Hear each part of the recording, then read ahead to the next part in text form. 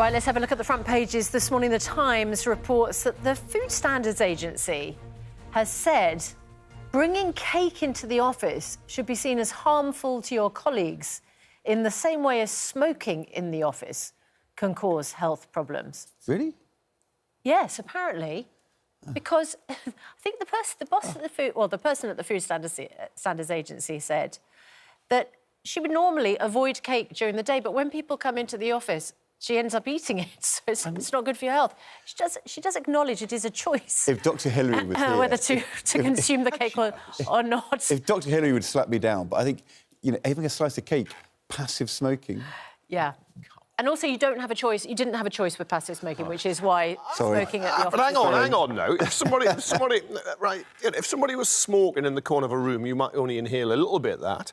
If you eat a slice of cake, you get all of that. And you don't have to eat the slice of cake. It's the temptation, it's no, there. Kevin, have you ever done passive cake eating? I tell you, though, if something's free, I want it. I mean, that's a problem. Have you ever been ambushed with a cake, like Boris Johnson was, remember? There is no comparison between eating a cake and passive smoking. Are we carrying on, or should we read the rest of these headlines? Oh, yes, sorry. It was Kevin interrupted. I was just giving the other voice. Me. I was just... It's a story worthy of the main headline in the Times. It's a great I was desperately hoping it was wrong. Oh, my God. Anyway, the Daily Telegraph's main story is that the Equalities Minister will write to all Tory MPs and insist that a ban on trans conversion therapy must not criminalise parents. The splash on the Sun is about Match of the Day presenter Gary Lineker being pranked with the sound of that explicit movie during last night's FA Cup coverage at Molineux.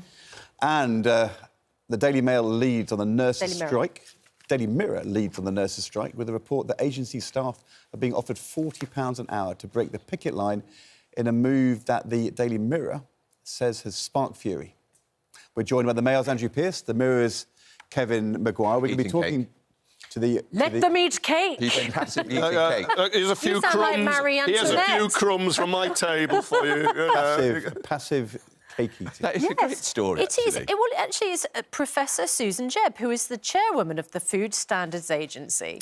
She's expressed frustration with Minister's decision to delay a TV watershed for junk food advertising, which has led to a complete market failure that marginalises healthy products. Basically, what she's saying is we are consistently bombarded with adverts and marketing of junk food, and we think it's absolutely fine to have cake as a snack. Actually, it would be much better if we had apples as a snack, I expect. Or nothing. Come on. If it was your birthday... Yes. ...and I brought onto the set or into the office... Yeah.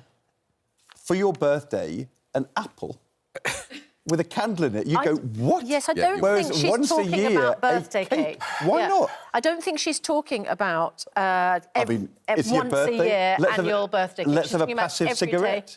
On a special birthday cigarette. Cup of tea and a biscuit. It's rather English, isn't it? In the morning with your coffee. Or with your coffee. Cup of tea and a biscuit. It's not the same as passive smoking. Most people don't get this at work anyway. They haven't got jobs where they're getting cake and biscuits thrust at them. No, you take them in as a treat. But we know, and we've discussed it many times, that kids in particular and some adults being overweight and obese is a major health problem. Of course. So if you cut out a culture at work in some places where people are having sugar stuffed down them, we'll all live healthier, there'll be a bit of pressure off the NHS, and what's wrong with that? But I don't believe in banning advertising. I'm not being reactionary. These products in the Daily Mirror, Kevin. The interesting thing, though... I can see a case for unhealthy foods having more restrictions, It's always interesting, though, if you are the Chief Medical Officer or the head of the Food Standards Agency and you're trying to give people good advice about what to do, do you say, in a balanced, sensible way, here's what you should do, or do you pick something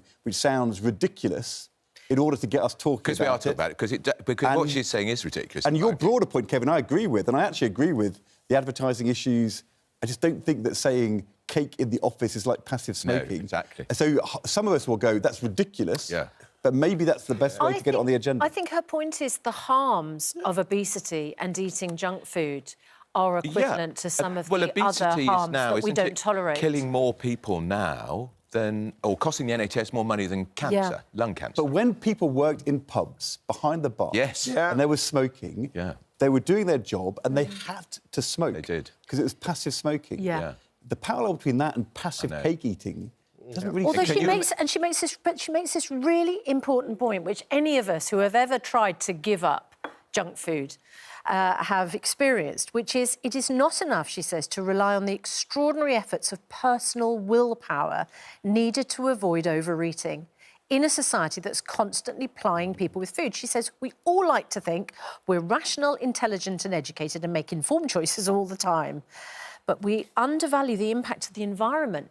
So it's really interesting point. If there's cake everywhere, you are right. It's quite a lot to say, and I'm not going to Kevin's got no willpower. that. He won't give up his sausage rolls. I was watching Ed's face as you were making a very rational argument with that person. I could see... May I say... I could see the backtracking, Ed. When I was in charge of schools, and I would do school visits, and we had this very clear rule that the food at lunch had to be healthy. Right. You couldn't have... Coke machines, you couldn't sell cakes at break time. Every time I would go, the first ever Secretary of State to come to this primary school, there'd be this massive display of cakes, which would be brought in for this special visitor. And I would have to say, like, I'm really sorry. I can't have one of these cakes because it would send all the wrong message. I don't and they would say, I don't care. I don't know if we can... Exactly when you've left. We can just trawl Ed Balls' Instagram, because I have a feeling that you're quite expert at making cakes. That's right. Did I not spot layers of pastry and cream for your expertly created millefeuille? I made a millefeuille for New Year's Eve. You didn't bring that in, though, did you? Well, do you know what? And now you can't. Because I thought it would be wrong. It would be wrong. You'd be forcing cake on us. And the reason is, Susanna, because I knew that your willpower is so weak. It is weak. So weak. But Ed, you're right. It would be weak. If you brought in a millefeuille, I'm afraid no one else would have any. Can I just say, if you didn't have a slice, I'd be offended. That's actually a pavlova, not a millefeuille. I tell you what, it doesn't matter. That's the wrong one. Very That's good. the pavlova. Very good. And how much sugar in that? But Ed, when you were in charge of schools... About 350 grams. Yeah, but how often... No, on a serious point, how often when you go to schools do you see nearby the terrible takeaway stores where the kids queue up in the morning, queue up at lunchtime? And how many times have we heard politicians say, we're going to stop that in the locality of schools? They never do.